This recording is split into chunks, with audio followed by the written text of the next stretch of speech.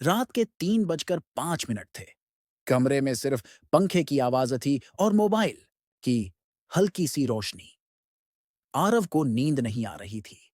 ऐसा नहीं था कि उसे कोई डर लग रहा हो, बस एक अजीब सी बेचैनी थी, जैसे कोई बात अधूरी रह गई हो। उसी समय मोबाइल की स्क्रीन जली। New voicemail. एक आरव चौंका। आजकल वॉइसमेल कौन छोड़ता है? उसने प्ले दबाया।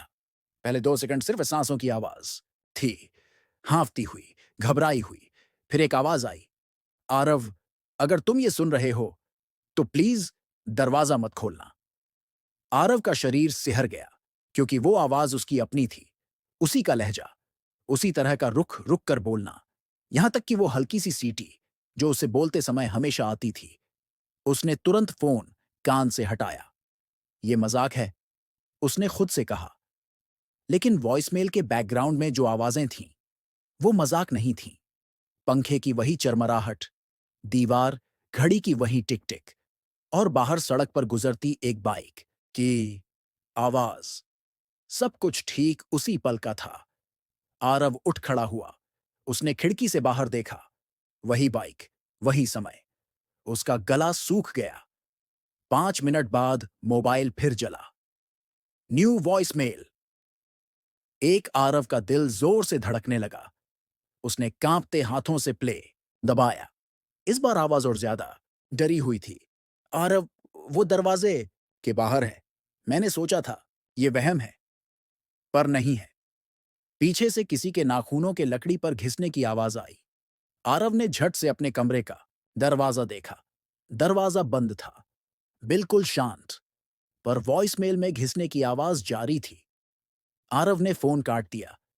ये कोई प्रैंक है, वैट, उसने खुद को समझाया। लेकिन एक सवाल उसके दिमाग में कील की तरह अटक गया। अगर ये प्रैंक है, तो ये कॉल मेरे ही नंबर से कैसे आ रही है? उसने कॉल लॉग खोला। इनकमिंग। आरव, वॉइसमेल। कोई अननोन नंबर नहीं, कोई मास्क्ड आईडी नहीं, बस उसका नाम। आरव ने अपने दोस्त सिद्धार्थ को कॉल किया। भाई, मेरे साथ कुछ गड़बड़ हो रही है। सिद्धार्थ हंसा। फिर वही हॉरर स्टोरीज देख ली क्या? आरव ने बिना कुछ कहे स्पीकर पर वॉइसमेल चला दी। पूरा मैसेज खत्म होने के बाद दूसरी तरफ लंबा सन्नाटा था। फिर सिद्धार्थ बोला, आरव, ये मजाक मत कर। मैं मजाक नहीं कर रहा। आरव की आवाज कांप रही थी। भाई, बैकग्राउंड की आवाजें, ये तो तुम्हारे कमरे की हैं। उसी पल फोन पर फिर नोटिफिकेशन आई। New voicemail. एक सिद्धार्थ ने कहा, मत सुनना। आरव ने सुना। इस बार उसकी आवाज लगभग रो रही थी। सिद्धार्थ को कॉल मत करना। वो मदद नहीं कर पाएगा। कोई भी नहीं कर पाएगा।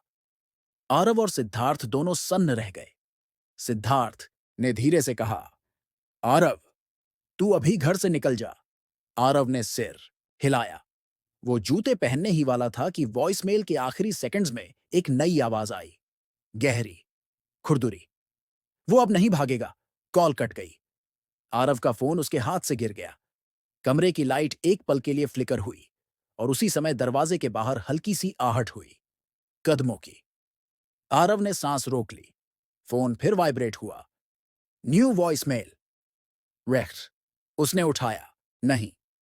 लेकिन वॉइसमेल अपने आप प्ले होने लगा। उसकी ही आवाज। मैंने गलती कर दी। मैंने दरवाजे की तरफ देख लिया। आरव ने अनजाने में दरवाजे की तरफ नजर डाल दी। दरवाजे के नीचे से एक परछाई कमरे के अंदर फैल रही थी। परछाई हिल नहीं रही थी, बस खड़ी थी। आरव पीछे हटता गया। पीठ दीवार से लग गई। मोबाइल फिर बोला, अब वो अंदर आ जाएगा और मैं यहीं फंस जाऊंगा। आरव चिल्लाया, तू कौन है? वॉइसमेल में उसकी ही आवाज आई, मैं तुम हूं, 5 मिनट बाद का। अचानक मोबाइल की स्क्रीन पर एक और वॉइसमेल आया। New voicemail. वांट, लेकिन इस बार ड्यूरेशन दिखा रहा था 00.0। फिर भी प्ले बटन चमक रहा था। आरव ने डरते हुए प्ले दबाया। कोई आवाज नहीं, बस एक हल्की सांस, और फिर एक फुसफुसाहट। अब बहुत देर हो चुकी है। उसी पल दरवाजे के हैंडल की आवाज आई। धीरे, बहुत धीरे। आरव ने आंखें बंद कर लीं। सुबह पड़ोसियों ने शोर सुना। पुलिस आई। कमरा वैसा ही था। पंखा चल रहा था। घड़ी टिक टिक कर रही थी। आरव का फोन बिस्तर पर पड़ा था।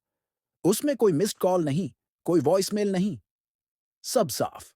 लेकिन वॉइसमेल फोल्डर में एक नई एंट्री थी। Saved voicemail, draft. कोई ड्यूरेशन नहीं, कोई डेट नहीं, बस नाम। नेक्स्ट। अंत कहते हैं, कुछ आवाजें भविष्य से आती हैं, और अगर वो आवाज तुम्हारी अपनी हो तो समझ लो अब बचने के लिए कोई वॉइसमेल बाकी नहीं है।